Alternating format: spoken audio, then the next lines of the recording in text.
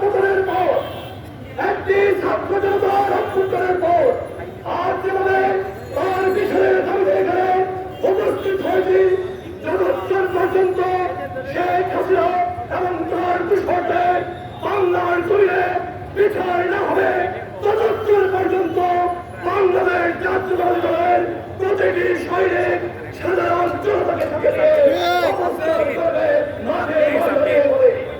আগামী দিনে যে সকল কর্মসূচি আসবেন সেই সকল কর্মসূচিকে সর্বাত্মক সফল করবেন। আজ এবং আমরা অতীতে যেভাবে করে আসছি সেভাবেই আপনারা মাঠে থেকে কর্মসূচি সফল করবেন। আগামীকাল 5 বছর শাহজালাল মাজার শরীফ প্রাঙ্গণে মসজিদে আমাদের দেশনেত্রী বেগম খালেদা জিয়ার আজ জন্মদিন ছিল। আমরা সেই জন্মদিন আজ পালন করি নাই। আগামীকালকে দেশনেত্রী বেগম খালেদা জিয়ার জন্য আমরা দোয়া করব। প্রতিটি মসজিদে দেওয়া হবে, বিশেষ করে শাহজালাল মাজার প্রাঙ্গণের মসজিদে